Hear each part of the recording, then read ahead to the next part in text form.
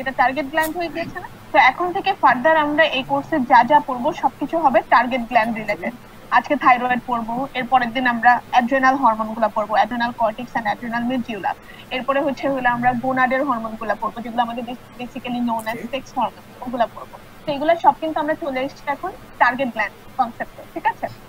তো টার্গেট যখনই আমরা কথা বলছি তার মানে হচ্ছে এখানে হচ্ছে গিয়ে হলো আমরা অন্য কোনো গ্ল্যান্ডের অ্যাক্টিভিটি নিয়ে আর কনসার্ন, আমরা শুধুমাত্র থাইরয়েডকে নিয়ে কনসার্ন। কারণ মনে করে দেখো পিটুইটারি যখন পড়ছিলাম চেঞ্জ হচ্ছিল কিন্তু, তাই না?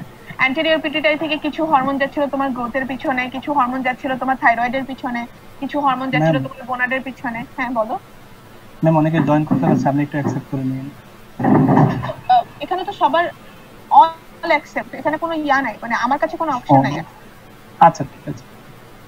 তোমাদের কিন্তু এই প্ল্যাটফর্মটাও তোমাদের ভার্সিটি থেকে সাজেস্ট করা, বিডি রেন একটা জায়গা আছে। জি ম্যাম, জি ম্যাম। ঠিক আছে, তো যেটা বলছিলাম যে এখন হচ্ছে আমরা একটু ইন্ট্রোডাক্টরি কথাবার্তা বলছি।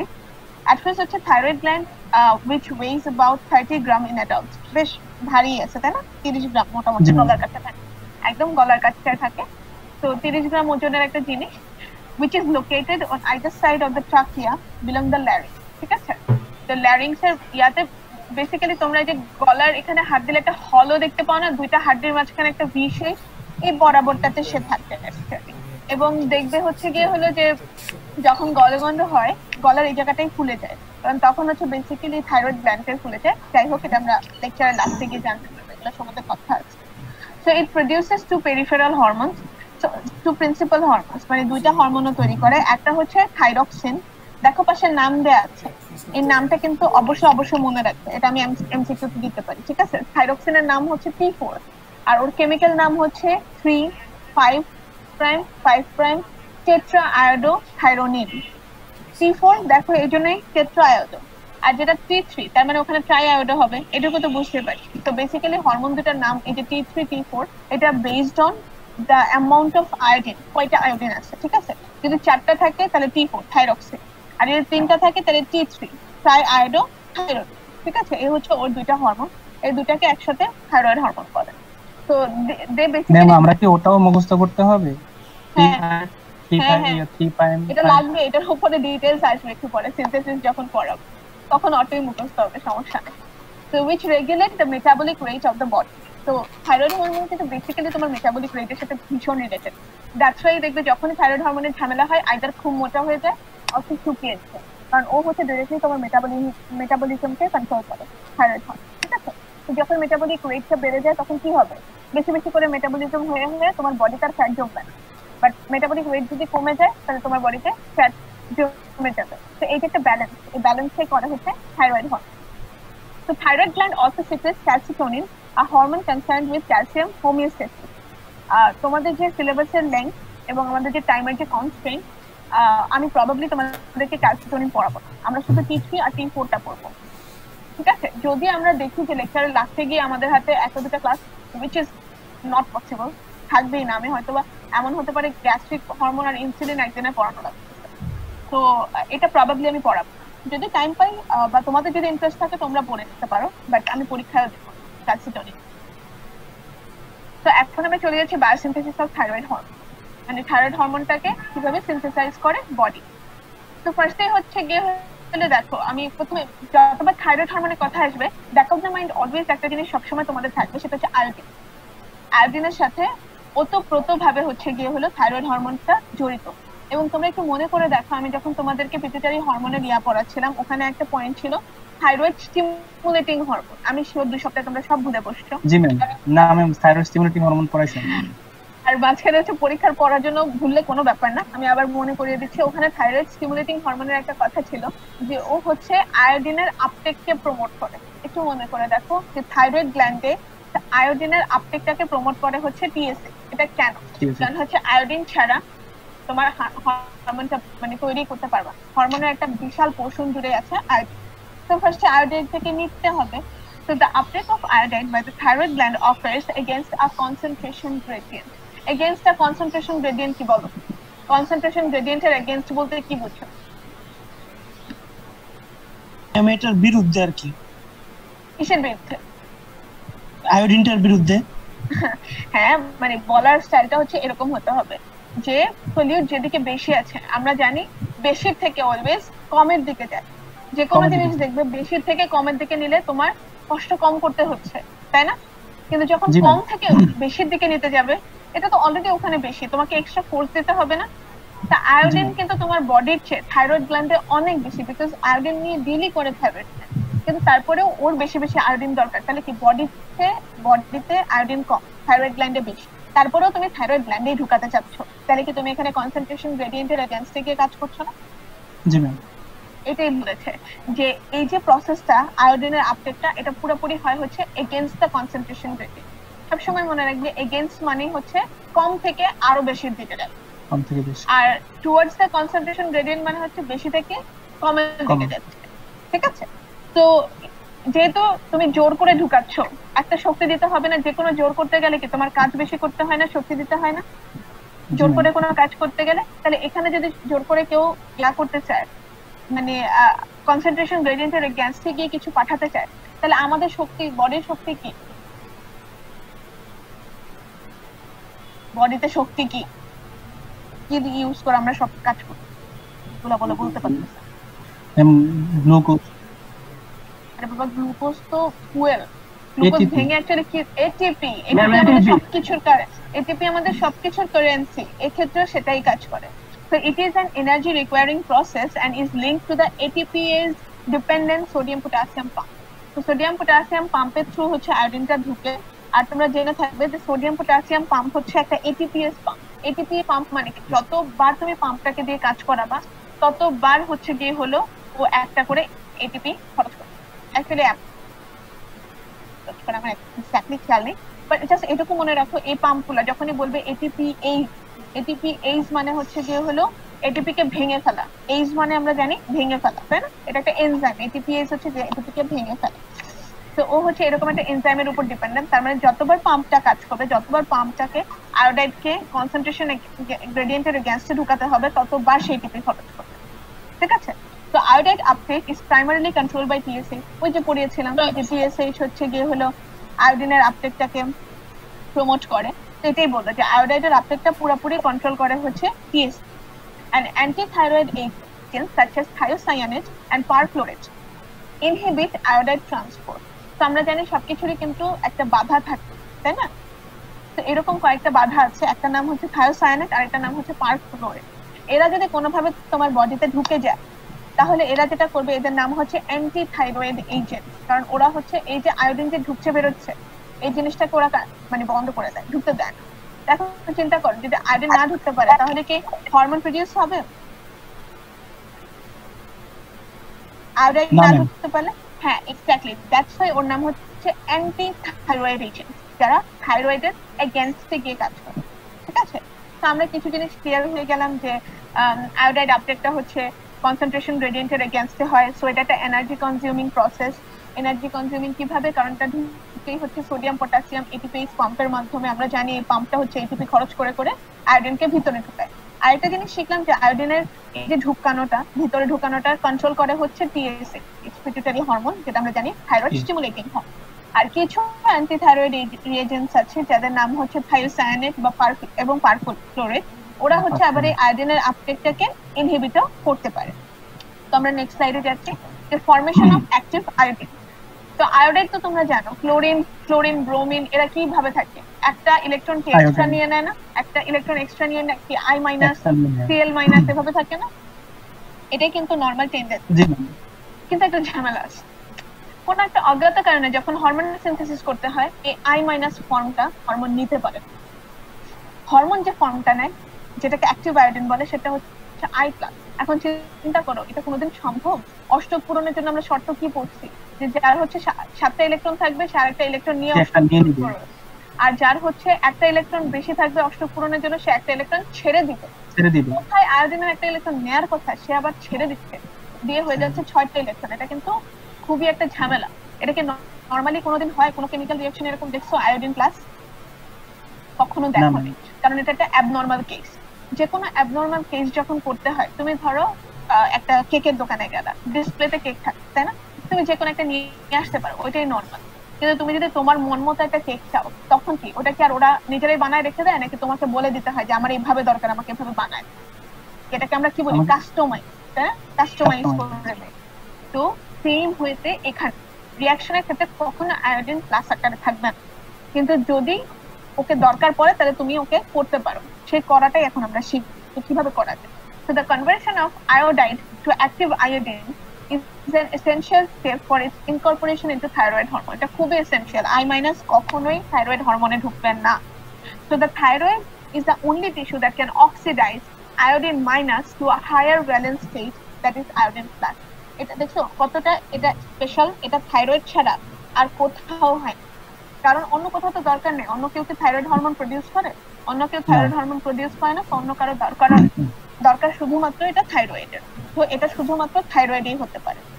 এবং তোমরা হয়তোবা জানো যে মানে হচ্ছে অক্সিজেন ছাড়ন, সরি ইলেকট্রন ছাড়ন মানে হচ্ছে জারণ। বাচ্চাকালে পড়ছো ইলেকট্রন ছাড়ন জারণ।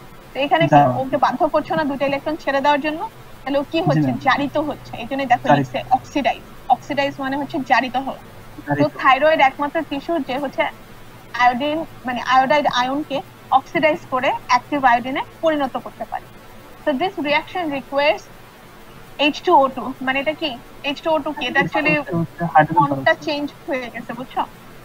ওই বই থেকে কপি করেছে তো ফন্টটা চেঞ্জ হয়ে গেছে, তোমরা একটু বুঝে নিও। এটা হচ্ছে peroxide, hydrogen peroxide. So this reaction requires hydrogen peroxide and is catalyzed by the enzyme thioperoxidase. তো হচ্ছে কি হলো এই যে প্রসেসটা আয়োডাইড থেকে অ্যাক্টিভ আয়োডিনে পরিণত করার, এটা হচ্ছে কি হলো এনজাইমের হেল্প ছাড়া হয়।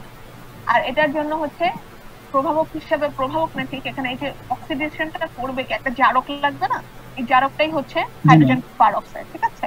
আর এখানে এনজাইমটা হচ্ছে থায়োপারঅক্সিডেজ। An NADPH dependent system supplies H2O2 বা হ্যাঁ বলো। এখানে কি থাইরয়েড হাইড্রোজেন পারঅক্সাইডের সাথে জারিত হয়ে ম্যাম না, এটা হচ্ছে কি হলো একটু পরে রিঅ্যাকশনটা দেখবে। রিঅ্যাকশনটা থাইরয়েডে হয়, এটা থাইরয়েডে হয় বলে এই জিনিসটা নাম দেওয়া হয়েছে থাইরোপারঅক্সাইড। জায়গার উপরে ও থাইরয়েড তো বিক্রিয়া করবে না, থাইরয়েড একটা গ্ল্যান্ড, বিক্রিয়া আয়োডিনই করবে। আয়োডিন আর এই হাইড্রোজেন পারঅক্সাইড বিক্রিয়া। আর এটা হচ্ছে এই হাইড্রোজেন পারঅক্সাইডটা আসে হচ্ছে একটা NADPH ডিপেন্ডেন্ট সিস্টেম থেকে, ঠিক আছে? So TSH promotes the oxidation of iodide to active iodine while the antithyroid drugs inhibit. তাহলে আবার একই কথা, আয়োডিনের আপটেকের মতো TSH এটাকে আবার অ্যাক্টিভ আয়োডিনেও পরিণত করে, এখানেও হেল্প করে। কারণ ওর কাজই তো হচ্ছে থাইরয়েড হরমোনের প্রমোশন, তাই না? থাইরয়েড স্টিমুলেটিং হরমোনের তো একটাই কাজ, থাইরয়েড হরমোনের প্রোডাকশনে হেল্প করে। তো কিভাবে করে? একবার হচ্ছে আয়োডাইড ঢুকায় হেল্প করে, আর একবার হচ্ছে আয়োডাইড থেকে আয়োডিনে কনভার্ট, অ্যাক্টিভ আয়োডিনে কনভার্ট করে। আর এক্ষেত্রেও কিছু অ্যান্টিথাইরয়েড ড্রাগ আছে লাইক থায়োইউরিয়া, থায়োইউরাসিল, মিথিনাজল। এরা আবার কি করে? এই প্রসেসটাকে ইনহিবিট করে। তাহলে প্রসেসটাকে প্রমোট করে কে? TSH। আর প্রসেসটাকে ইনহিবিট করে কে? অ্যান্টিথাইরয়েড। ক্লিয়ার? জি ম্যাম। তো এরপরে হচ্ছে গিয়ে হলো যে thyroglobulin and synthesis of T3 and T4। এই যে স্লাইডগুলো পড়ছি না, এগুলো কিন্তু সব সিনথেসিসের আন্ডারে। এবং আমি হাইলি সাজেস্ট করতেছি তোমরা আমার স্লাইড দেখে অফেন না বুঝতে পারবে না। প্লিজ বইটা একটু সামনে রেখে পড়ো, নাহলে তোমাদেরই কষ্ট হবে, ঠিক আছে? বইটা আরো ক্লিয়ার করে বুঝতে পারবা যে কোনটার হেডিং এর আন্ডারে কোনটা। কারণ স্লাইডে কিন্তু প্রত্যেকটার আলাদা হেডিং, কিন্তু বইতে কিন্তু আরো একটা পেজের মধ্যে থাকে, তো খুব সুন্দর করে বোঝা যায় যে কোনটার আন্ডারে। তো অবশ্যই সত্যনারায়ণের বই থেকে লিখেছি, সত্যনারায়ণের বইটা খুলে তারপরে এই স্লাইডগুলো পড়বো, তাহলে তোমাদেরই সুবিধা হবে, ঠিক আছে? Thyroglobulin and synthesis of T3 and T4। তাহলে আমরা কিন্তু এতক্ষণ সিনথেসিসে পড়তেছিলাম, বাট ওই যে কাহিনী আছে না যে রান্না শুরু করার আগে একটু পেঁয়াজ কেটে নিলাম, একটু আদা রসুন বেটে নিলাম, এতক্ষণ হচ্ছে আমরা এসব প্রিপারেশন নিচ্ছিলাম যে আয়োডিনকে নিচ্ছি, আয়োডিনকে কনভার্ট করছি। এখন আমরা ডিরেক্টলি চলে যাব কিভাবে বানাতে হবে, ঠিক আছে? তো থাইরোগ্লোবিউলিন থেকে বেসিক্যালি T3 এবং T4 টা সিনথেসিস হয়। তাহলে থাইরোগ্লোবিউলিনটা জিনিসটা, থাইরোগ্লোবিউলিন ইজ আ গ্লাইকোপ্রোটিন, ঠিক আছে? গ্লাইকোপ্রোটিন মানে কি বলো? গ্লাইসিন আর প্রোটিন সমন্বয়ে যেটা থাকে না, গ্লুকোজ আর প্রোটিন। গ্লুকোজ পোরশন আছে যেটার মধ্যে কার্বোহাইড্রেটস আছে, যে একই সাথে কার্ব এবং প্রোটিন, ঠিক আছে? এমন একটা প্রোটিন যেটার সাথে গ্লুকোজ মোইটি আছে, ঠিক আছে? আমরা সব তো পড়ছি যে মনে আছে তোমার ইয়া পড়েছো না সেল মেমব্রেনের মধ্যে কিন্তু এই ধরনের গ্লাইকোপ্রোটিন খুব থাকে। তো থাইরোগ্লোবুলিনও এরকম একটা glycoprotein and precursor for the synthesis of T3 and T4 এবং ও হচ্ছে T3 T4 এর precursor, ঠিক আছে? তো thyroglobulin contains about 140 tyrosine residues, চিন্তা করো 140 টা tyrosine residue আছে ওর, which can serve as substrates for iodine for the formation of thyroid hormone. এই আয়োডিন গুলা যে এসে ঢুকে না হরমোনের মধ্যে, বেসিক্যালি এই টাইরোসিন রেসিডিউ গুলার মধ্যে ঢুকে। থাইরোগ্লোবুলিনের মধ্যে মোট 140 টা টাইরোসিন থাকে, আর এই টাইরোসিন গুলাই বেসিক্যালি আয়োডিনটাকে বাইন্ড করতে পারে। তো এই যে হরমোনের ভিতরে যে আয়োডিন গুলা, সেগুলা এই টাইরোসিনে বাউন্ড অবস্থায় থাকে। তো টাইরোসিন অফ থাইরোগ্লোবুলিন, মানে থাইরোগ্লোবুলিনের যে টাইরোসিন রেসিডিউ গুলো আছে, টাইরোসিন তো জানো এটা অ্যামাইনো অ্যাসিড, মানে থাইরোগ্লোবুলিন তো অনেক বড় একটা প্রোটিন, অনেকগুলো অ্যামাইনো অ্যাসিড আছে এটার মধ্যে, কিন্তু এটার মধ্যে আবার 140 টা টাইরোসিনও। তো এই টাইরোসিন গুলো কি হয়, tyrosine of thyroglobulin is first, থাইরোগ্লোবিনটা হচ্ছে অ্যামাইনো অ্যাসিড না, থাইরোগ্লোবুলিনটা প্রোটিন মলিকিউল আর টাইরোসিন হচ্ছে অ্যামাইনো। জি ম্যাম। ম্যাম এটা কি এই যে থাইরোগ্লোবিন, একটা থাইরোগ্লোবিনে এই 140 টা থাকে? হ্যাঁ হ্যাঁ হ্যাঁ, একটা থাইরোগ্লোবিনের ভিতরে 140 টা টাইরোসিন। থাইরোগ্লোবুলিন অনেক বড় একটা প্রোটিন, আর মলিকুলার ওয়েট দেখো 6,60,000 ডাল্টন, অনেক বড়, ঠিক আছে? তো ওর মধ্যে অনেক রেসিডিউ আছে, কিন্তু টাইরোসিনে আছে 140, ঠিক আছে?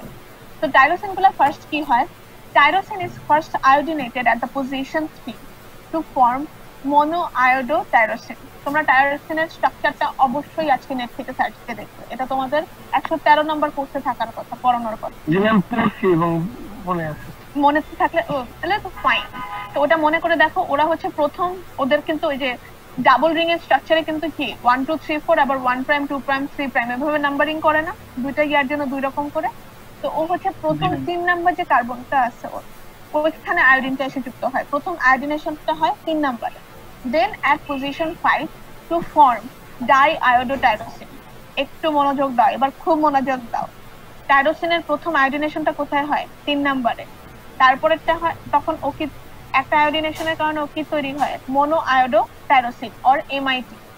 দেন আবার কোথায় হয়, 5 নাম্বারে, তখন দুইটা আয়োডিনেশন হয়ে গেছে, তাহলে ডাইআয়োডোটাইরোসিন। বোঝা গেছে?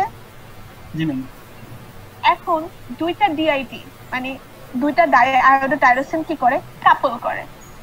এখন ধরো আমার দুইটা বল আছে, তোমার দুইটা বল আছে, আমরা বললাম আসো আমরা শেয়ার করি, তাহলে কি একসাথে আমাদেরকে 4টা বল হয়ে যাবে না? জি ম্যাম। তো ওরাও কি করে, দুইটা মলিকিউল এরকম ডাইআয়োডোটাইরোসিন কাপল করে, তাহলে কি 4টা আয়োডিন হয়ে গেছে না? 7টা। দেখো সাথে সাথে লিখে ফেলছে, কাপল টু ফর্ম থাইরোক্সিন। থাইরোক্সিনের মধ্যে কয়টা আয়োডিন ছিল? 7টা। 8টা আয়োডিন ছিল। এখন তুমি ডিফারেন্সিয়েট কিভাবে করবা, এইজন্যই একটাকে 3 5 বলে আর একটাকে বলে 3 প্রাইম 5 প্রাইম, সো দ্যাট বোঝা যায় যে দুইটা ডিআইটি এখানে কাপল করে থাইরোক্সিন তৈরি করে। ক্লিয়ার? জি ম্যাম। তো এখন তাহলে তুমি আমাকে বলো, দুইটা ডিআইটি মিলে যদি T4 তৈরি করা হয়, তাহলে T3 তৈরি করার জন্য কি কি মিলাইতে হবে বলো তো? এখান থেকে দেখো মোনোআয়োডোটাইরোসিন আছে আর ডাইআয়োডোটাইরোসিন আছে। T4 বানানোর জন্য আমরা দুইটা ডাইআয়োডোটাইরোসিন নিলাম, দুটা 4টা, তাহলে 3 বানানোর জন্য তোমার কত কত যোগ করা লাগবে? মোনো, তাহলে ডাই দুইটা, মোনো দুইটা ডাই একটা মোনো, দুইটা ডাই একটা ডাই আর তাহলে তো 5টা হয়ে যাবে।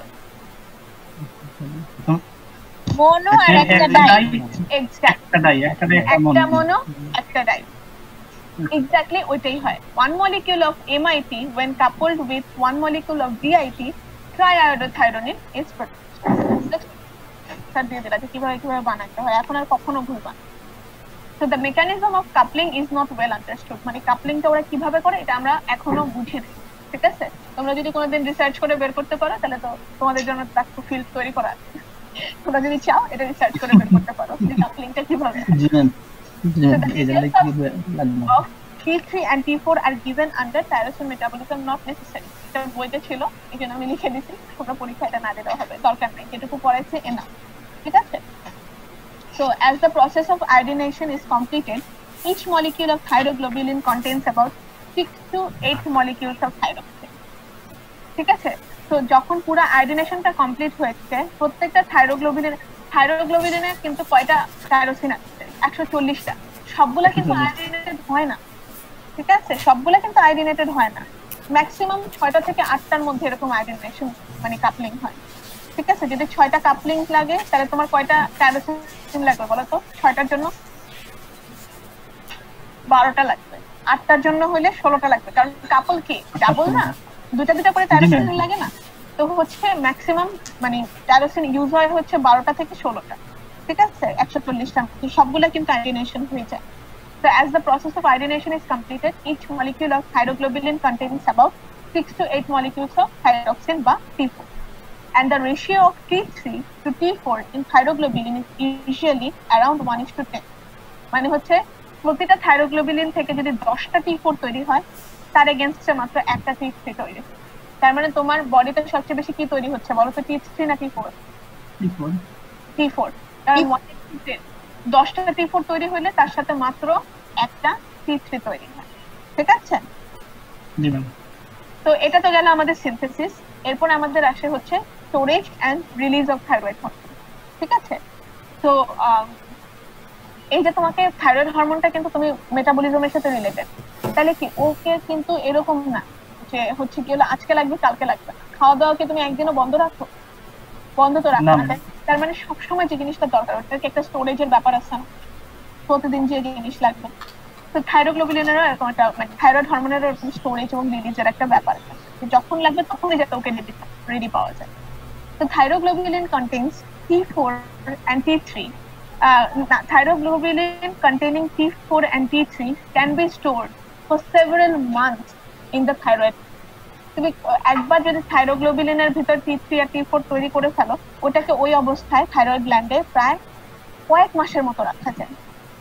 It is estimated that the stored thyroid hormones can meet the body requirement for 1 to 3 months. মানে একবার তৈরি করে যদি তুমি স্টোর করো, ওটা দিয়ে তুমি 1 থেকে 3 মাস চালাইতে পারো বডিতে, কোনো সমস্যা নেই, আস্তে আস্তে রিলিজ করে। তো thyroglobulin is digested by lysosomal proteolytic enzymes in the thyroid gland. এখন থাইরোগ্লোবুলিনের ভিতরে T3 T4 গুলো আটকে আছে। তো এগুলো তুমি একটা বড় কাপড়ের টুকরা থেকে স্পেসিফিক কিছু জায়গা বের করার জন্য কি কাপড়টাকে কাটতে হবে না ওই জায়গাগুলোতে? এখন প্রোটিন আমরা কি দিয়ে কাটি? থাইরোগ্লোবুলিন একটা প্রোটিন কি দিয়ে কাটি? কোন এনজাইম দিয়ে? প্রোটিয়েজ। তো প্রোটিয়েজ এনজাইমের এমনিতে নাম হচ্ছে প্রোটিওলাইটিক এনজাইম। তুমি এগুলাকে প্রোটিয়েজ তো ওর নাম, আর ওর ধরনটার নাম হচ্ছে প্রোটিওলাইটিক এনজাইম। ঠিক আছে, ইউজুয়ালি যে আমাদের বডিতে যে লাইসোজোম আছে কোষের ভিতরে, ওর মধ্যে এনজাইমগুলো খুব বেশি পরিমাণে পাওয়া যায়। তো থাইরোগ্লোবুলিনের ডাইজেশনের জন্য এরকম একটা এনজাইম ইউজ করা হয় যেটা নাম হচ্ছে লাইসোজোমাল প্রোটিওলাইটিক এনজাইম। ঠিক আছে, তো এটা হয় হচ্ছে অবভিয়াসলি কোথায় আর হবে? থাইরয়েড গ্ল্যান্ডের ভিতরেই। So the free hormone thyroxine 90% and triiodothyronine 10%. কারণ আমরা জানি 1:10 রেশিও না, জি ম্যাম। তো 90 ভাগই হচ্ছে থাইরক্সিন আর অনলি 10 ভাগ হচ্ছে ট্রাইআয়োডোথাইরোনিন। এদের কি হয়, একবার যখন এই কাটাকাটির মাধ্যমে এদেরকে ফ্রি করে ফেলো, এরা released into the blood, a process stimulated by TSH, আবার TSH ফেলে। ঠিক আছে, ওর তো কাজই হচ্ছে সারাক্ষণ থাইরয়েড হরমোনের পিছিয়ে লেগে থাকা। তো আবার হচ্ছে গিয়ে হলো এই যে ব্লাডে যে রিলিজ করবে, এই প্রসেসটাকেও স্টিমুলেট করে হচ্ছে TSH, কারণ ও না করলে আর কে করবে বলো? ওর কাছে তো সিগন্যালটা হাইপোথ্যালামাস দেয়, তাই না, যে এখন আমার থাইরয়েড হরমোন দরকার, খাওয়া দাওয়া হয়েছে, এখন মেটাবলিজম দরকার। তো মোনোআয়োডোটাইরোসিন এবং ডাইআয়োডোটাইরোসিন, শর্ট নেম দেওয়া আছে এখানে MIT এবং DIT, produced in the thyroid gland undergo deiodination by the enzyme deiodinase, and the iodine thus liberated can be reutilized. এখন ধরো যতটুকু বের হয়ে গেছে, বাকি যেটুকু মানে কাপলিং হয় নাই, কিছু মোনোআয়োডোটাইরোসিন আর ডাইআয়োডোটাইরোসিন ধরো এমনি এরা কাপল করে থাইরক্সিন T3 T4 হয়নি, এরা ফ্রি ঘুরে বেড়াইতেছে, এদেরকে তো এইভাবে রাখা যাবে না, কারণ তোমার তো থাইরয়েড হরমোনের তৈরি করা শেষ। তো এদেরকে এখন কি করবা? এদেরকে আয়োডিনেট করছিল না, আবার এদেরকে ডিআয়োডিনেশনও করা যায়। আয়োডিন যেভাবে ঢুকাইছিল ওভাবে আয়োডিন বেরও করে নেওয়া যায়। কাকে দিয়ে বের করে? আরেকটা এনজাইমকে দিয়ে, তার নাম হচ্ছে ডিআয়োডিন, মানে আয়োডিন সরিয়ে দিবে, ডিআয়োডিন। এখন এই যে আয়োডিন ফ্রি হয়ে গেল, এটাকে তুমি আবার বডিতে ইউটিলাইজ করতে পারবে তোমার যদি অন্য কোনো কাজে লাগে। তো স্টোরেজ আর রিলিজ কি ক্লিয়ার হয়েছে? জি ম্যাম।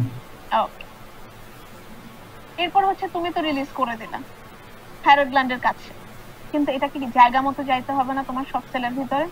তাহলে কি একটা ট্রান্সপোর্টের ব্যাপার আছে না? ঠিক কিভাবে সে প্রত্যেকটা সেলে পৌঁছাবে? মেটাবলিজম কি সব সেলে হয় না, নাকি শুধু পেটের সেলে হয়? সব সেলে হয়। তাহলে বডির প্রত্যেকটা কোনা কাঞ্চিতে এটাকে পৌঁছাতে হবে। এন্ড কিভাবে পৌঁছাবে? ওকে তো ব্লাডে ছেড়ে দিয়ে লাভ হবে না। তাই এখন এই যে টার্গেট করে করে যে সব সেলে নিতে হবে, এই কাজটা কে করে? এটার জন্য দুইটা স্পেসিফিক প্রোটিন আছে, টু স্পেসিফিক বাইন্ডিং প্রোটিনস। একটা নাম হচ্ছে থাইরক্সিন বাইন্ডিং গ্লোবিউলিন বা টিবিজি, আর একটা হচ্ছে থাইরক্সিন বাইন্ডিং প্রি অ্যালবুমিন টিবিপিএ। এই দুইটা হচ্ছে বাইন্ডিং প্রোটিন আছে যারা কি আর responsible for the transport of thyroid hormone. এরাই বেসিক্যালি হচ্ছে থাইরয়েড হরমোনের সিএনজি।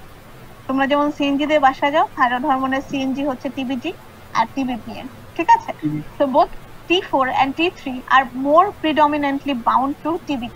দুইটা প্রোটিনের মধ্যে ওরা আবার বেশি পছন্দ করে টিবিজি কে। এখন তুমি চিন্তা করো, তোমাকে উবার দেওয়া হয়েছে, সিএনজি দেওয়া হয়েছে, তোমরা কোথায় উঠবা? উবারে। অফকোর্স, সবারই আরাম ভালো লাগে, তাই না?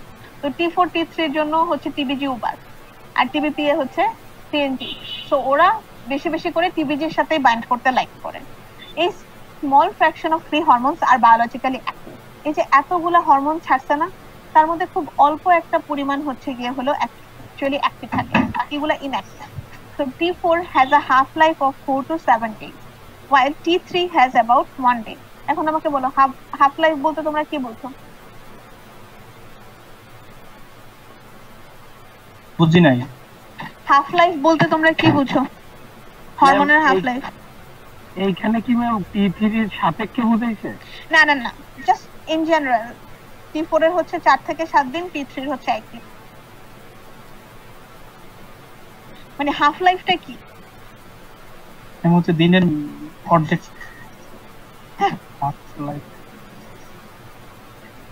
হাফ লাইফ এই যে 4 থেকে 7 দিন, মানে হচ্ছে 4 থেকে 7 দিন পর ওর যে অ্যাক্টিভিটি সেটা পুরো অর্ধেক হয়ে যায়।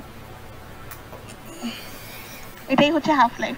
কোনো কিছুর অ্যাক্টিভিটি পুরো অর্ধেকে নামতে যে সময়টা লাগে সেটাই হচ্ছে হাফ লাইফ। তার মানে T4 এর অ্যাক্টিভিটি 4 থেকে 7 দিন পরে অর্ধেক হয়ে যায়, আর T3 টা একদিন পরেই হয়ে যায়।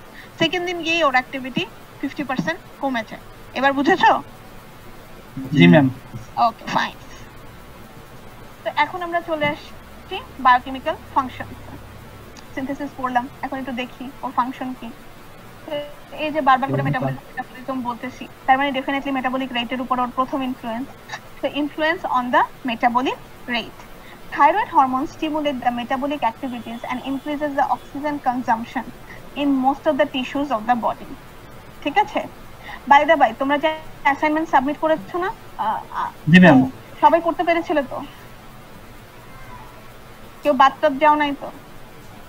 এমনি বাকি ছিল একজন মেবি। কে সে? ম্যাম এটা ফয়সাল। কে সে পাপি বান্দা?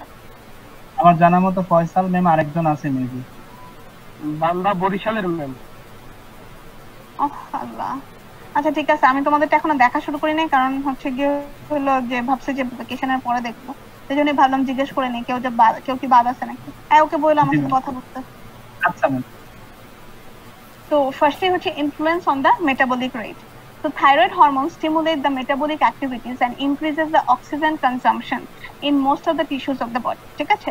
তো ও কি করে? স্টিমুলেট করে, মেটাবলিক অ্যাক্টিভিটি বাড়ায় দেয় এবং increases the oxygen consumption in most of the tissues of the body. কারণ আমরা জানি মেটাবলিজম মানে কি আসলে? অক্সিজেন দিয়ে কি গ্লুকোজকে পুরায় ফেলা, তাই না? সোজা বাংলায় বললে আলটিমেটলি আমরা কি করি? গ্লুকোজকে বার্ন করি না আমরা অক্সিজেনের সাহায্যে, এটাই তো মেটাবলিজম। তো ও হচ্ছে এই কাজটাই করে, মেটাবলিজমটা ও বাড়ায় দেয়। কিভাবে বাড়ায় দেয়? বডির টিস্যু দিয়ে অক্সিজেন কনজাম্পশন বাড়ায় দেয়। এখন চিন্তা করে দেখো যে যদি কখনো আগুনের মধ্যে অক্সিজেন দিয়ে দেখো, আরো দাউ দাউ করে চলে, কারণ অক্সিজেন কি দাহ্য পদার্থ না? তো টিস্যুর ভিতরে যদি অক্সিজেন বেশি করে ঢুকায়, তাহলে কি গ্লুকোজ আরো বেশি করে বার্নিং হয়, কি এনার্জি বেশি হবে না? এই কাজটাই থাইরয়েড হরমোন করে, ঠিক আছে? কিন্তু কিছু এক্সেপশন আছে, কোথায় কোথায় এটা করে না। ব্রেইনে করে না, লাংসে করে না, টেস্টিসেও করে না, রেটিনাতেও করে না। এই 4টা জায়গায় থাইরয়েড হরমোন কাজ করে, এই কাজটা করে, মেটাবলিক রেট এভাবে ইনক্রিজ করে। Clear? Ma'am effect on protein synthesis. Thyroid hormones act like steroid. হ্যাঁ বলো ম্যাম। ওই যে টিএসএইচটা হচ্ছে ব্রেন, লাংস আর টেস্টিস আর রেটিনাতে কাজ করে। টিএসএইচ না, মেটাবলিক রেটটা। থাইরয়েড হরমোনের মেটাবলিক যে রেটটা সেটা ব্রেন, লাংস আর টেস্টিস আর রেটিনাতে কাজ করে না। না, কাজ করে না। ওই ধরনের কোনো কাজ এসব জায়গায় করে না। বডির অন্য সব জায়গায় করে, বাট এসব জায়গায় করে না। So thyroid hormones act like steroid hormones in promoting protein synthesis by acting the transcriptional level. So ও কি করে, ডিএনএ থেকে আরএনএ প্রোডাকশন বাড়ায় দেয়। সেটা তো জানি, প্রোটিন প্রোডাকশনের জন্য আরএনএ প্রোডাকশন খুবই নেসেসারি। তো ডিএনএ থেকে প্রোটিন প্রোডাকশন, আরএনএ প্রোডাকশন বাড়িয়ে দিয়ে ও বেসিক্যালি যেটা করে প্রোটিন সিনথেসিস বাড়ায়। যে কোনো জায়গায় সেলের ভিতরে প্রোটিন সিনথেসিস বাড়ায়। তো thyroid hormone does function as anabolic hormone, কারণ আমরা জানি অ্যানাবলিজম মানে কি, গড়া, ক্যাটাবলিজম মানে কি, ভাঙা। তো এই যে থাইরয়েড হরমোন কি করতেছে, প্রোটিন গড়তেছে না, তাহলে এটা কি একটা অ্যানাবলিক হরমোন না? বুঝতে পেরেছো? ও তো প্রোটিন গড়তেছে, আমরা জানি কিছু জিনিস গড়া মানেই হচ্ছে অ্যানাবলিজম। তাহলে প্রোটিন গড়তেছে, তাহলে ওর কাজটা কি অ্যানাবলিক না? জি ম্যাম। এই জন্যই ওর নাম হচ্ছে anabolic hormone. And thus it can cause positive nitrogen balance and promote growth and development. এখন চিন্তা করো, প্রোটিন কি দিয়ে তৈরি? নাইট্রোজেন দিয়ে তৈরি। এখন প্রোটিন গড়তেছে, তাহলে কি বডি থেকে বেশি বেশি করে নাইট্রোজেন থাকতেছে না, বের হয়ে যাচ্ছে নাকি থাকতেছে? থাকতেছে। তো থাকা মানে হচ্ছে পজিটিভ নাইট্রোজেন ব্যালেন্স। এবং প্রোটিন যদি বেশি বেশি সিনথেসিস হয়, মাসল হয়, এটাকে তোমরা কি বলবা? এটাতে কি গ্রোথ হবে না, ডেভেলপমেন্ট হবে না বডির, নাকি বডি শুকায় যাবে? গ্রোথ হবে। এটাই থাইরয়েড হরমোন তার মানে একটা অ্যানাবলিক হরমোন, যে হচ্ছে কি করে প্রমোটস গ্রোথ এন্ড ডেভেলপমেন্ট। এরপরে হচ্ছে ইনফ্লুয়েন্স অন কার্বোহাইড্রেট মেটাবলিজম। তো thyroid hormones promote intestinal absorption of glucose and its utilisation. ও হচ্ছে গ্লুকোজের অ্যাবজর্পশন আর ইউটিলাইজেশনটা বাড়ায় দেয়। আর কি করে, this hormones increase gluconeogenesis. Gluconeogenesis মানে হচ্ছে বডিতেই গ্লুকোজ তৈরি করা, বাইরে থেকে না, বডির ভিতরে গ্লুকোজ তৈরি করে। আর হচ্ছে গ্লাইকোজেনোলাইসিস, গ্লাইকোজেন যেগুলো থাকে ওগুলোকে ভেঙে ভেঙে গ্লুকোজে পরিণত করা হচ্ছে গ্লাইকোজেনোলাইসিস। এগুলো যখন তোমরা মেটাবলিজম করবা, মেটাবলিজম প্রবাবলি তোমাদের নেক্সট সেমিস্টারে বা নেক্সট সেমিস্টারের পরের সেমিস্টারে এগুলো ডিটেইলসে পড়াবে। আপাতত জাস্ট মনে রাখো যে এই হরমোনটা হচ্ছে গ্লুকোনিওজেনেসিস আর গ্লাইকোজেনোলাইসিস বাড়ায় দেয় with an overall effect of enhancing blood glucose level. মানে আলটিমেটলি ওর টার্গেট হচ্ছে ব্লাডের মধ্যে গ্লুকোজটা বাড়ায়। বোঝা গেছে? এটা তো গেল কার্বোহাইড্রেটের উপর। তাহলে লিপিডের উপরও কি কাজ করে? সো লিপিডের উপর যে কাজটা করে, লিপিড টার্নওভার। টার্নওভার মানে বুঝো? না ম্যাম। একটা জিনিস গড়ে ওটাকে আবার ভেঙে ফেলাটাই হচ্ছে টার্নওভার। ঠিক আছে? যেমন হিন্দুরা ধরো মাটি দিয়ে মানে প্রতিমা গড়ে আবার কি নদীতেই ভাসায় দিয়ে আসে না, ভেঙে ফেলে। এটা হচ্ছে ওয়ান কাইন্ড অফ টার্নওভার। তুমি গড়ছো আবার তুমি ভেঙে ফেলতেছো। তো লিপিড টার্নওভার মানে হচ্ছে, লিপিড তো জানাই বডিতেই, কিন্তু তুমি যে ফ্যাট খাও ওইখান থেকেই তোমার সিনথেসিস হয়, হয়ে হয়ে স্টোর থাকে। তো টার্নওভার মানে হচ্ছে ওই যে আবার সিনথেসিস করে স্টোর করছো ওইটাকে আবার ভেঙে ফেলছো। তো lipid turnover and utilization are stimulated by thyroid hormone. এই কাজটা থাইরয়েড হরমোন করে। হাইপোথাইরয়েডিজম মানে কি? কমা না বাড়া? কমা, exactly. So hypothyroidism is associated with elevated plasma cholesterol level which can be reversed by thyroid hormone administration. মানে যখন তোমার হাইপোথাইরয়েডিজম হয় তখন কি করে, লিপিড ভেঙে ফেলে যে জিনিসটা, মানে লিপিড গড়তে পারে না, মানে কোলেস্টেরলটাকে ব্লাড থেকে নিয়ে যে পুরোটাকে গড়বে এই কাজটাও করতে পারে না। এই জন্য তোমার ব্লাডে কোলেস্টেরলের লেভেল অনেক হাই হয়েছে, তখন তুমি এই জিনিসটাকে কমানোর জন্য হচ্ছে থাইরয়েড হরমোন অ্যাডমিনিস্টার করতে হবে। বুঝছো? জি ম্যাম। তো এগুলা তো গেল 4টা ফাংশন থাইরয়েড হরমোনের, খুবই ইম্পর্টেন্ট ফাংশনগুলো, খুবই ইম্পর্টেন্ট, আমার খুব পছন্দের কোশ্চেন। এরপরে হচ্ছে আমার আরেকটা পছন্দের কোশ্চেন, যেটা হচ্ছে প্যাথোফিজিওলজি বা অ্যাবনর্মালিটিস অফ থাইরয়েড ফাংশন। এটা আমরা খুব মনোযোগ দিয়ে পড়বো, কারণ এই যে পুরো এন্ডোক্রাইনোলজি কোর্সে যতগুলো হরমোন পড়েছো না, তোমরা যারা ডায়াগনোসিস আছে তোমরা জানার কথা, সবচেয়ে বেশি কোন হরমোনটার ঝামেলা হয়? মানে থাইরয়েড হরমোনের সবচেয়ে বেশি ঝামেলা হয় না? যে কোনো প্রবলেম দেখবা থাইরয়েডের খুব টেস্ট আসে। কারণ সত্যি কথা বলতে কি, অন্য কোনো, তোমরা সত্যি করে বলো তো, গ্রোথ হরমোনের ডিফারেন্স কয়টা দেখো? কয়টা বামুন লোকজনকে ঘুরে বেড়াতে দেখো, বা কয়টা 7 ফুট লম্বা লোকজনকে ঘুরে বেড়াতে দেখো? দেখো না। কিন্তু প্রতিটা ফ্যামিলিতে গিয়ে খোঁজ নাও, অ্যাটলিস্ট একজন আত্মীয় পাবা যার মধ্যে থাইরয়েডের প্রবলেম আছে। ইদানিং আগে তো আমাদের বিশেষ করে মহিলাদের মধ্যেটা খুব কম, আগে কিন্তু আমরা এত সচেতন ছিলাম না, বাট এখন গিয়ে তুমি ঘরে ঘরে খবর নাও, প্রতিটা ঘরে একজনে পাবা যে বলবে যে হ্যাঁ আমার ওই আত্মীয়র তো থাইরয়েডের প্রবলেম আছে। এই জন্য হচ্ছে আমাদের এই টপিকটা অনেক অনেক অনেক মনোযোগ দিয়ে পড়তে হবে। So among the endocrine glands, thyroid is the most susceptible for hypo or hyperfunction. যত গ্ল্যান্ড আছে তার মধ্যে সবচেয়ে বেশি ঝামেলা পাকায় হচ্ছে থাইরয়েড। এই হাইপো হয়ে যায় নাইলে হাইপার হয়ে যায়, এখন দুইটা হইলেই ঝামেলা। তো তিন ধরনের অ্যাবনর্মালিটিস দেখা যায়। 3 abnormalities associated with thyroid function are known as goiter, hyperthyroidism, hypothyroidism। তিন ধরনের রোগ বালাই এটার সাথে অ্যাসোসিয়েট। তো প্রথমে আমরা একটু গয়টার নিয়ে পড়ি। গয়টারের বাংলা কি? গলগণ্ড। গলগণ্ড। গলগণ্ড কেন হয়? আয়োডিনের অভাবে। তাহলে এতটুকু তো আমরা বুঝতে পারতেছি এটা অ্যাকচুয়ালি হাইপো বা হাইপারের সাথে জড়িত না, এটা মোটামুটি আয়োডিনের সাথে জড়িত। ঠিক আছে, এখানে গ্ল্যান্ডের দোষ কম, আয়োডিনের দোষ বেশি। তো যে জিনিসটা হয়, any abnormal increase in the size of the thyroid gland is known as goitre. তো বেসিক্যালি ওই যে গলগণ্ড মানে কি, যে গলাটা ফুলে যায় না, আসলে না গলাটা ফুলে না, ফুলে হচ্ছে থাইরয়েড গ্ল্যান্ডটা। তো যেহেতু সে গলার নিচে আছে, গলার ভিতরে, পুরো গলাটাই ফুলে যায়। তো যে কোনো অ্যাবনর্মাল ইনক্রিজ যদি থাইরয়েড গ্ল্যান্ডের হয় সেটাকে আমরা বলি হচ্ছে goitre. Enlargement of thyroid gland is mostly to compensate the decreased synthesis of thyroid hormones and is associated with elevated TSH. তো হচ্ছে কি হলো, যখন এই থাইরয়েড গ্ল্যান্ডের এনলার্জমেন্টটা হয়, এটা কেন হয়? মোস্ট অফ দ্য ক্ষেত্রেই হচ্ছে যদি থাইরয়েড হরমোনের প্রোডাকশন কমে যায় তাইলে হয়, আর নাইলে হচ্ছে যদি TSH বেড়ে যায় তাইলে হয়। তাহলে দুটা কারণে এই জিনিসটা মানে হয় ইউজুয়ালি। একটা হচ্ছে যদি থাইরয়েড হরমোনের সিনথেসিস কমে যায় বা TSH এর মানে লেভেলটা বেড়ে যায়। তো goiter is primarily due to a failure in the auto-regulation of T3 and T4 synthesis. আবার খেয়াল করো, goiter is primarily due to a failure in the auto-regulation of T3 and T4 synthesis. সব হরমোনের সিনথেসিসে কি অটো-রেগুলেশন না? ফার্স্টে hypothalamus থেকে signal আসবে পিটুইটারির কাছে, পিটুইটারি থেকে সিগন্যাল এসে হরমোন সিনথেসিস হবে। কিন্তু কোথাও যদি ঘাপলা হয়ে যায় তখনই রোগ বালাই হবে। গয়টারটাও সেম কারণে, এই অটো রেগুলেশনটাই ঝামেলা হয়েছে। So this may be caused by deficiency or excess of iodine.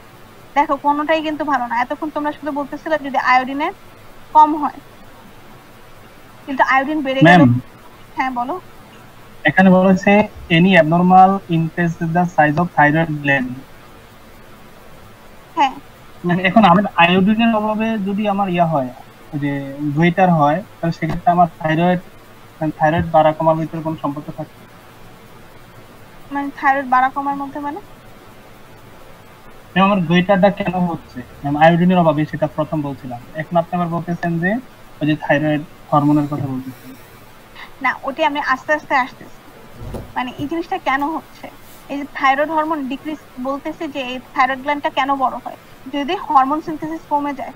এখন হরমোন সিনথেসিসটা কেন কমবে? যদি তোমার আয়োডিন কম বেশি হয়, কারণ আয়োডাইডে তো হরমোনটা সিনথেসিস করতেছে, ওটাতে যদি ঝামেলা হয় তাহলে তোমার হরমোন সিনথেসিসে ঝামেলা হবে না? তো আলটিমেটলি তো ঘুরে ফিরে তো আয়োডিনেই আসলো।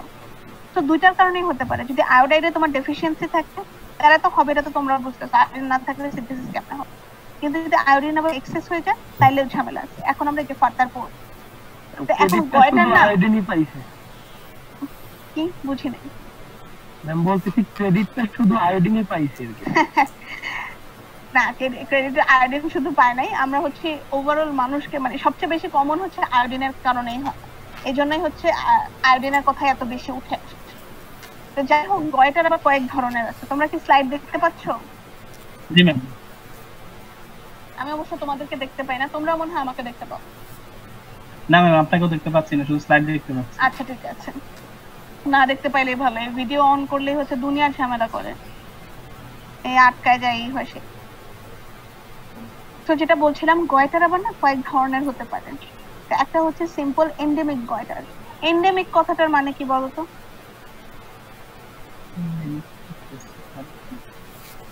এন্ডেমিক প্রাণী দিয়ে কি বোঝায়?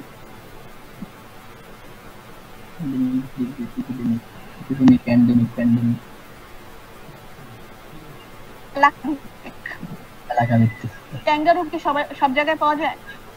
না ম্যাম। কোথায় পাওয়া যায়? অস্ট্রেলিয়া। অস্ট্রেলিয়ার এন্ডেমিক প্রাণী হচ্ছে ক্যাঙ্গারু, তার মানে হচ্ছে এলাকা ভিত্তিক। তার মানে এই গয়টারটা হচ্ছে এলাকা ভিত্তিক গয়টার। আমরা পড়ে দেখি কি বলতে চাচ্ছে। This is due to iodine deficiency in the diet. এটা হয় হচ্ছে যদি ডায়েটের মধ্যে আয়োডিনের ডেফিসিয়েন্সি হয়। It is mostly found in the geographical regions away from sea coast where the water and soil are low in iodine content. খেয়াল করে দেখো, এই যে আমরা ঢাকায় থাকি, আমাদের আশেপাশে কি কোনো নোনা পানি আছে? তাহলে কি আমাদের মাটিতে এবং পানিতে কি আয়োডিনের কন্টেন্ট কম না? আমরা যদি খাবারের মাধ্যমে আয়োডিন না নিই, তাহলে কি আমাদের কোনোভাবে কোনো গায়েবী উপায়ে কি আমাদের উপর আয়োডিন আসবে না। কিন্তু এই প্রবলেম কি এটা কক্সবাজারের লোকের হবে? না ম্যাম, বরিশালেরও হইতো না। হ্যাঁ, যতই ফিল্টার করে পানি খাও, সমুদ্র তো কাছে, মাটির মধ্যে তো আয়োডিন আছে, সমুদ্রের পানি ভেসে ভেসে আসে না, মাটিতে তো আয়োডিন আছে। তো এর জন্যই বলছে এন্ডেমিক, এটা সমুদ্রের আশেপাশে হয় না, এটা হয় হচ্ছে যারা সমুদ্র থেকে অনেক ভিতরের দিকে থাকে।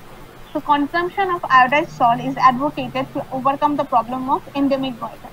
So এটার একটাই সলিউশন যে তুমি খাবারের লবণের মাধ্যমে আয়োডিনটা নিবা। এজন্যই আমরা আয়োডাইজড সল্টটা খাই। In certain cases administration of thyroid hormone is also employed. কিন্তু যদি অবস্থা বেশি খারাপ হয়ে যায় তখন আর আয়োডাইড যুক্ত লবণ দিয়ে হয় না, মাঝে মধ্যে হরমোন থেরাপি দেওয়া লাগে। এটা কি বুঝতে পেরেছো? সিম্পল এন্ডেমিক গয়টার যেগুলো বুঝতে পারছি। আর ম্যাম বাস্তব উদাহরণও তো আছে, এই জন্যই তাহলে উত্তরবঙ্গের লোককে মানে আয়োডিনের অভাব বলা হয়। হ্যাঁ, কারণ ওরা তো অনেক দূরে, তো ওদের কোনো নোনা পানি। তো এখন আমরা যেটা পড়বো, একটা প্রবলেম পড়েছে, এখন হচ্ছে হাইপারথাইরয়েডিজম পড়বো। নাম শুনে তোমরা বুঝে গেছো যে নিশ্চয়ই বেশি বেশি কিছু একটা হচ্ছে, তাই না? তো হাইপারথাইরয়েডিজমের আরেকটা নাম হচ্ছে thyrotoxicosis, and it is associated with overproduction of thyroid hormone. Thyrotoxicosis এবং এটার অ্যাসোসিয়েশন আছে কার সাথে? ওভারপ্রোডাকশন অফ থাইরয়েড হরমোনের সাথে। কারণ আমরা তো বলছি হাইপার মানে হচ্ছে বেশি। তো hyperthyroidism is characterized by increased metabolic rate. কারণ আমরা জানি থাইরয়েড হরমোন কি করে, মেটাবলিক রেট বাড়ায় দেয়। এখন তুমি হরমোনই দিছো বাড়ায়, তাহলে কি মেটাবলিক রেট আরো বেড়ে যাবে না? তাহলে কি হয়ে যাবে? হায়ার বিএমআর হচ্ছে বেসাল মেটাবলিক রেট। ঠিক আছে, তোমার নরমাল সারাক্ষণ যে বেসাল একটা মেটাবলিক রেট আছে, এটাই সারাক্ষণ বেশি থাকে, কারণ তোমার বডিতে থাইরয়েড হরমোনই বেশি। তা এটা আরো কিছু জিনিসের সাথে ক্যারেক্টারাইজ করা যায়।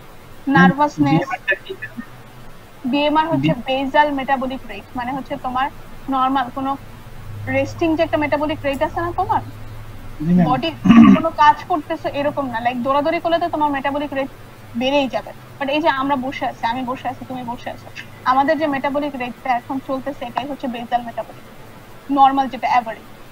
ঠিক আছে, নট দৌড়াদৌড়ি বা নট মানে খুব ইন্টেন্স কাজ করতেছো, তুমি খুব ওয়ার্কআউট করতেছো, খেলাধুলা করতেছো, ওইখান সময় তুমি নরমাল অবস্থায় আছো, এই সময় যে তোমার রেস্টটা মেটাবলিক রেটটা, এটাই হচ্ছে বেসাল মেটাবলিক রেট বা বিএমআর। তো তোমার হরমোন বেশি হলে অটোমেটিক্যালি এটাও বেড়ে যায়।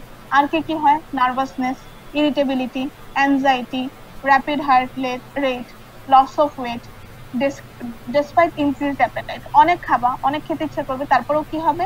ওয়েট লুজ হবে, কারণ তোমার সারাক্ষণই মেটাবলিজম হাই, সব তো খরচই হয়ে যাচ্ছে। সাথে সাথে কি হবে? উইকনেস হবে, ডায়রিয়া হবে, sweating, sensitivity to heat and often protrusion of eyeball. Protrusion মানে জানো?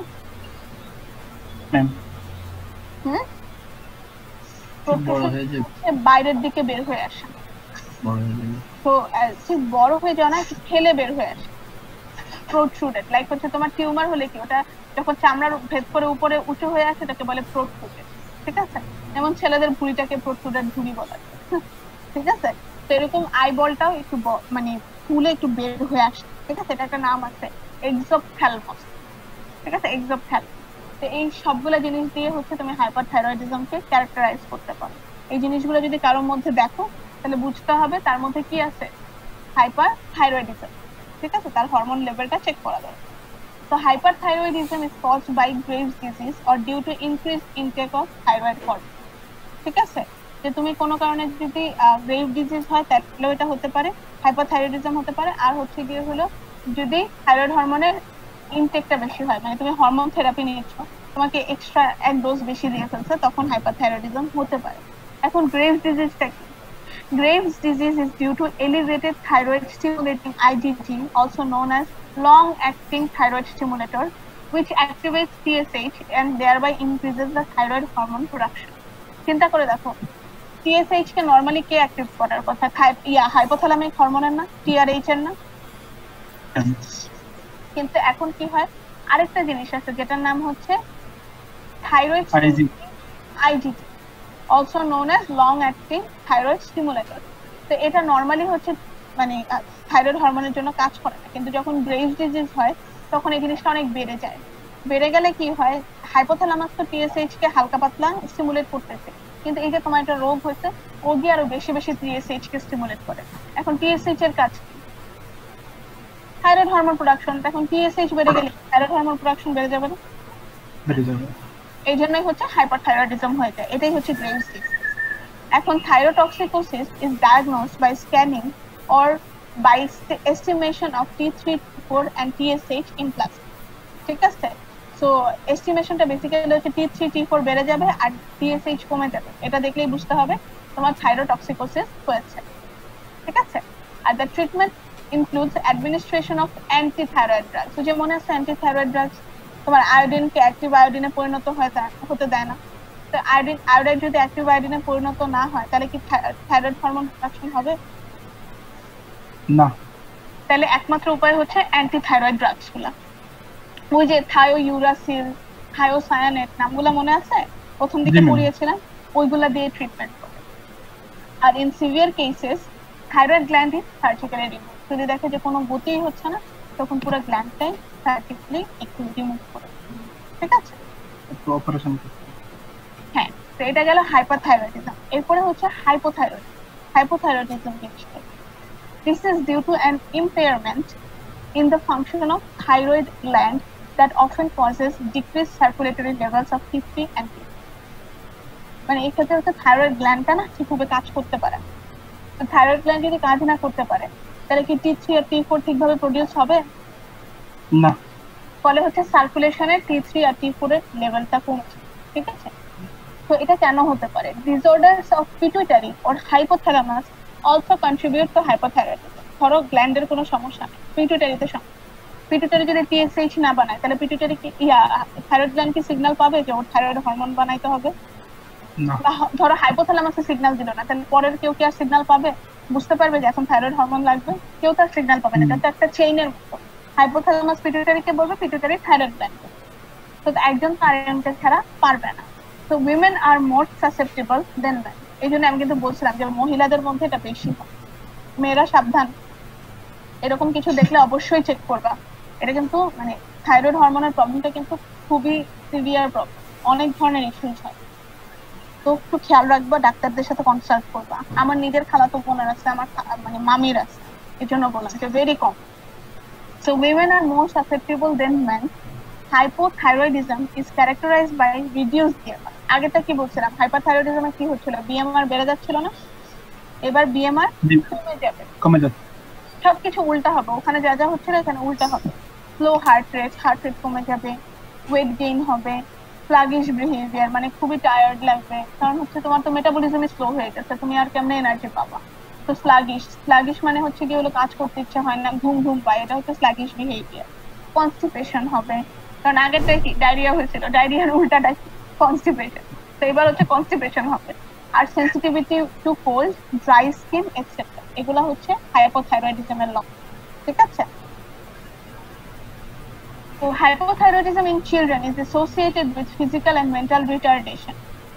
মানে তোমার ফিজিক্যাল মেন্টাল কোনো গ্রোথই হয় না, কারণ মেটাবলিজমই তো নাই, গ্রোথ হবে কোন দিক থেকে?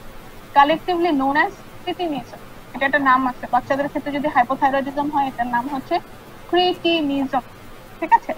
তো early diagnosis and proper treatment are essential. এটার জন্য আর্লি ডায়াগনোসিস এবং proper treatment essential. Hypothyroidism in adult causes myxoedema, মানে মুখটা ফুলে যায়। ঠিক আছে? মানে সরি, মিক্সোএডেমা হচ্ছে চামড়া ফুলে যায়। মিক্সোএডেমাটা যেন কি আমার খেয়াল নেই, এক মিনিট দাঁড়াও।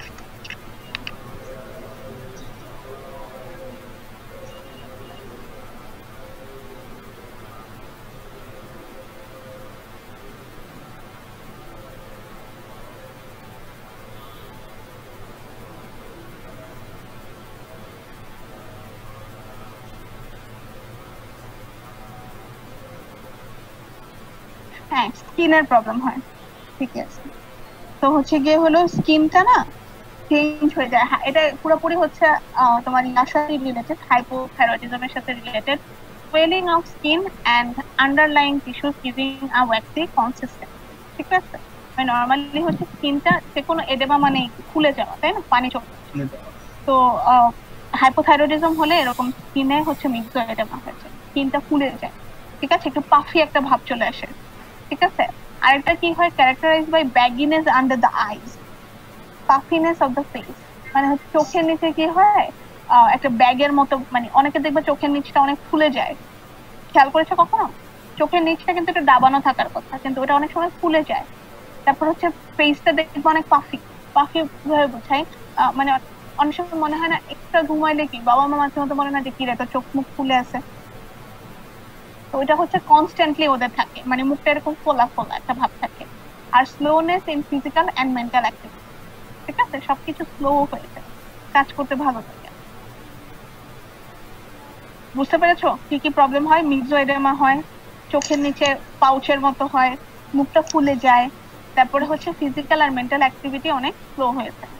তো thyroid hormone administration is employed to treat hypothyroid, directly হরমোনটা দিয়ে ট্রিট করা যায়। বোঝা গেছে এইটুকু? জি ম্যাম। তো এটা হচ্ছে হোম টাস্ক তোমাদের, লিখো, এই দুটো বই থেকে পড়তে হবে, আমি পরীক্ষায় দেবো, কারণ এগুলো আমি তোমাদেরকে আগে পড়াইছি। রেগুলেশন 9 আছে, কোথায় পড়াইছিলাম, যে স্লাইডের উপর আজকে পরীক্ষা দেব, এখানে কি একটা আছে না, রেগুলেশন অফ থাইরয়েড হরমোন, ওই যে নেগেটিভ ফিডব্যাক লুপ, ওটাই জাস্ট এখানে আরেকটু সুন্দর করে লিখে রাখছে, তো ওটা আমার তার পড়ানো দরকার নেই, এটা তোমরা পড়ে নিবা। আর এটা হচ্ছে metabolic fate of T3 and T4, আমি পেজ নাম্বার দিয়ে দিছি, চ্যাপ্টার দিয়ে দিছি। রেফারেন্স বুক কোনটা বলেন? ম্যাম সত্যনারায়ণ। হ্যাঁ এক্স্যাক্ট, সত্যনারায়ণের পেজ থেকে। এটা কিনা পরীক্ষা দিতে পারি, তো যদি ভাবো যে ম্যাডাম পড়ায় নাই এটা বললে কিন্তু হবে না, এটা আমি বলে দিচ্ছি, এটা home task. Ma'am home task আমরা একটু পড়বো ম্যাম, এটা তো আর অ্যাসাইনমেন্ট আকারে দিতে হবে না। না না না না, এটা জাস্ট তোমরা পড়বে, হোম টাস্ক মানে হচ্ছে পড়ে রাখবে, পরীক্ষায় দিলে যাতে মানে পারো, লিখতে পারো। জি ম্যাম। আচ্ছা এখন আমি কি 3:05 দিকে ইয়া করব, মানে তোমরা সবাই একটু দেখো তো ওই যে লিংকটাতে ঢুকতে পারো নাকি? ম্যাম ওই যে এক্সামটা, হ্যাঁ হ্যাঁ এক্সামটা দিয়ে দাও এখন। ঠিক আছে ম্যাম।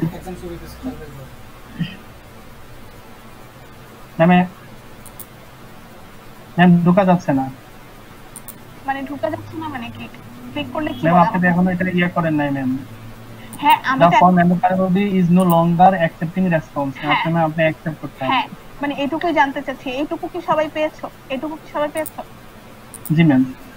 তাহলে এখন সবাই কি পেয়েছে এই জিনিসটা? তাহলে কি আমি ওপেন করে দেব, তাহলে সবার একসাথে? ওটা পাইনি ম্যাম, একটু হ্যাঁ তাহলে ওয়েট করো, শোনো সবাই ঢুকো, আমি ঠিক 3:05 আছে, আমি 3:05 হচ্ছে ওপেন করে দেব, ঠিক 3:20 বন্ধ করে দেব। জি ম্যাম।